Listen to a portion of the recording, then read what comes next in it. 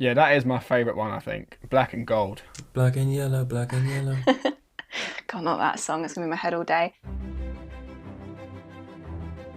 Hi there, I'm Ben Barnes and I play General Kirigan on Shadow and Bone, and we're here to give you the inside scoop on all the costumes from the show.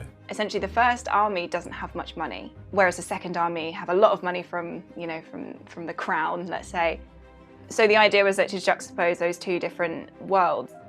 It looked a little bit pretty on these initial designs, and then the actual final product, as you see there, is much more rough and rugged, I think, suitable for a first army tracker.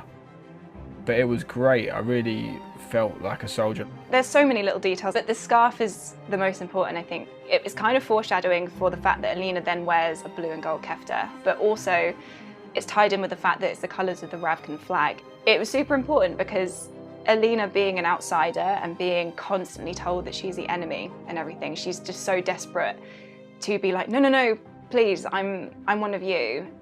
Tell me, are you so anxious to be like everyone else? It'd be nice to know what that feels like someday, in general.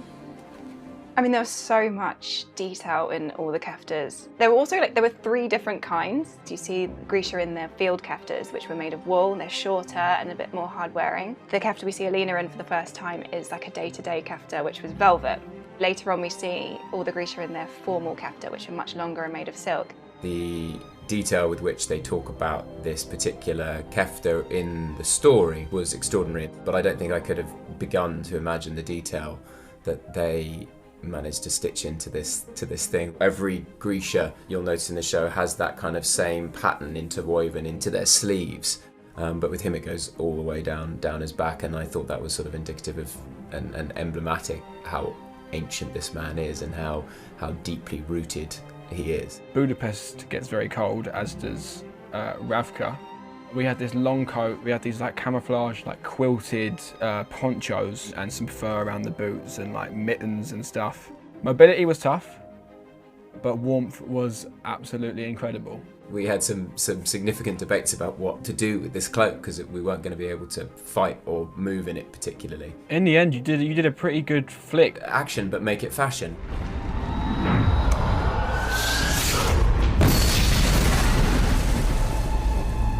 Her black and gold kefta from episode 5 is sort of an empowering costume, whereas this kefta that has Kirigan's shadows on it, covering her, golden light, was meant to be very much the opposite of that. And I'm really glad that you are able to see the prosthetic in these moments, because it was so gruesome and, it symbolised so much. Be sure to catch all these looks in Shadow and Bone, now streaming only on Netflix.